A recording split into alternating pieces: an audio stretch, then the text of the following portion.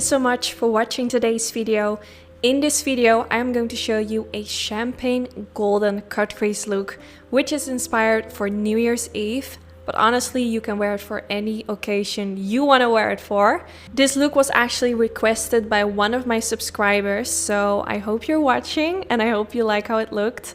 So the first thing I'm going to do is prime my eyelids. I always do this before going in with any eyeshadow.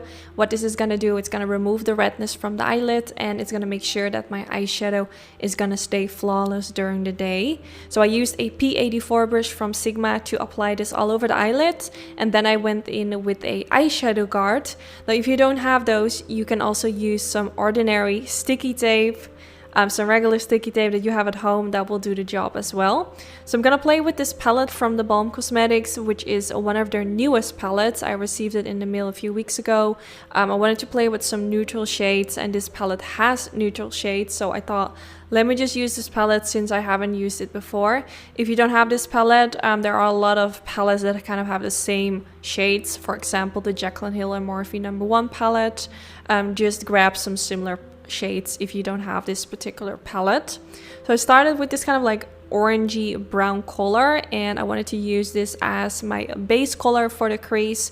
So I blended this with a Sigma Beauty E40 brush, going from the inner corner to the outer corner and just sweeping my brush back and forth to make sure that this shade is everywhere. I went in a few times with this color to really build up the color payoff and to make it as dark as possible. And when I was satisfied, I decided to go in with a darker shade. But first I really focused on making sure that this shade was as much blended into my crease area as possible. Then now for the next shade, I'm going to take a tinier blending brush using the color Lombard Street. I'm going to blend this more focused, like straight in the crease.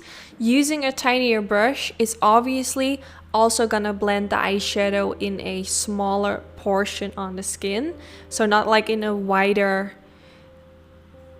area, because the bigger the brush, the wider the eyeshadow is gonna spread on your eyelid. So the tinier it is, the more focused your application is gonna be. So I used a blending brush, so it's gonna be more like focused blending in a specific area. It's kind of hard for me to explain, but hopefully that makes sense. So now I'm going in with the color Silicon Valley. So I'm doing the same thing, taking a tiny blending brush and focusing like straight into my crease. I know at this point it kind of looks harsh, but I went back in with that previous color, that dark brown, and blended it right above the brown to make sure that there are no harsh lines. So if you go in with like black eyeshadow, you always want to make sure that you go in with lighter shades afterwards to make sure that there are no harsh lines.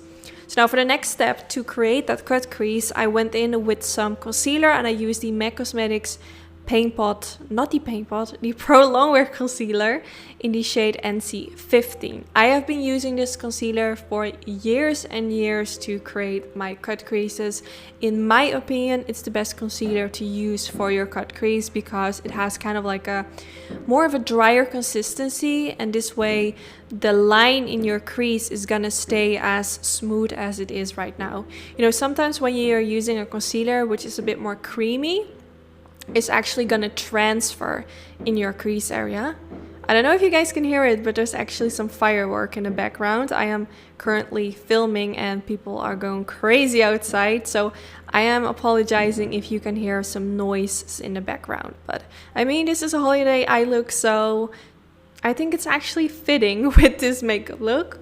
But yeah, like I said, the more creamy the concealer, the more faster it's able to crease and not gonna stay as flawless as it is once you applied it. So this is just a trick. So I went in with kind of like a shimmery champagne color, and this is actually a highlighter from the Balm Cosmetics in the color Mary Luminizer. I will make sure to put it in the description bar. I use this because it kind of has the same undertone as this glitter that I am going to apply from S Cosmetics. It's kind of like a champagne golden glitter. Now, if you don't have this glitter, let's say for example you're going in with a golden glitter, I would advise to go in with a golden shimmery eyeshadow underneath. If you go in with a blue glitter, go in with a blue shimmery eyeshadow underneath. The glitter is gonna look so much more prettier when you use a shimmery eyeshadow underneath. It's because when you apply glitter, there's always gonna be some space in between the glitters. So you wanna make sure that there's like a shimmery eyeshadow underneath. So this way, it's gonna give the appearance that the glitter is kind of seamlessly blending into the eyeshadow. Just try it, trust me, it's gonna make a huge difference. It's just gonna make the eyeshadow and the glitter look so pretty together. So I went in with a champagne golden kind of eyeshadow since it matches with the glitters, and I think it looks super pretty together. So now I went in with a gel eyeliner, and the one I used is from Maybelline. It's the Studio Gel Eyeliner. It's one of my favorite drugstore gel eyeliners. It works perfectly for me.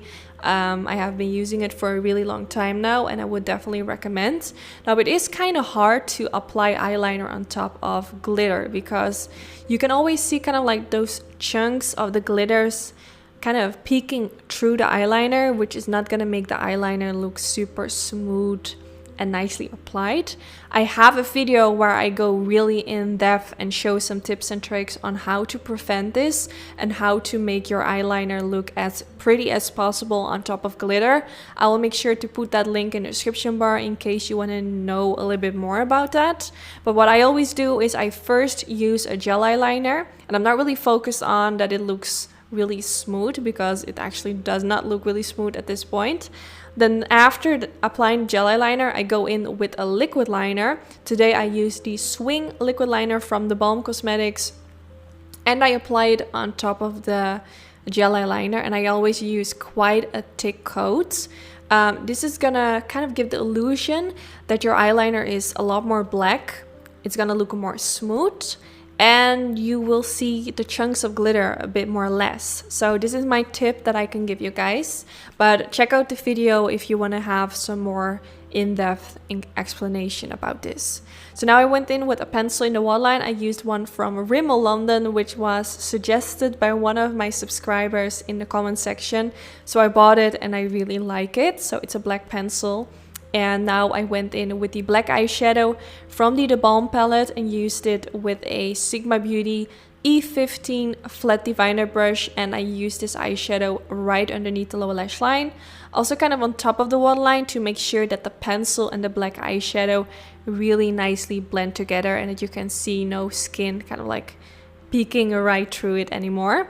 Now going in with the color Lombard Street, mixing it with the shade Napa, same shades as I used in the crease area earlier. So I used the same colors as I used in the crease to also blend those underneath the lower lash line, so everything kind of complements each other.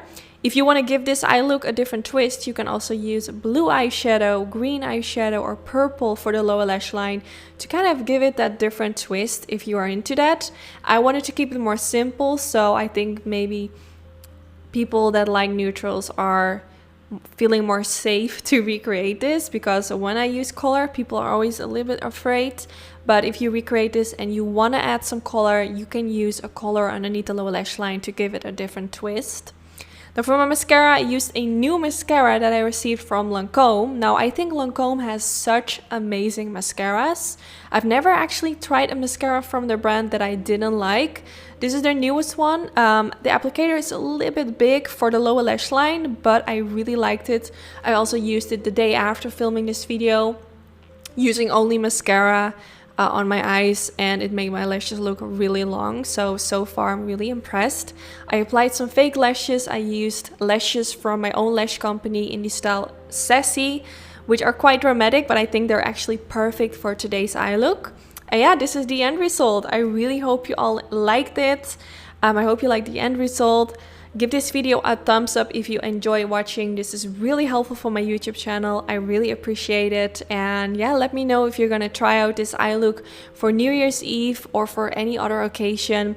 Don't forget to tag me if you do recreate it. I would love to see it on Instagram. I have all my information on my social media.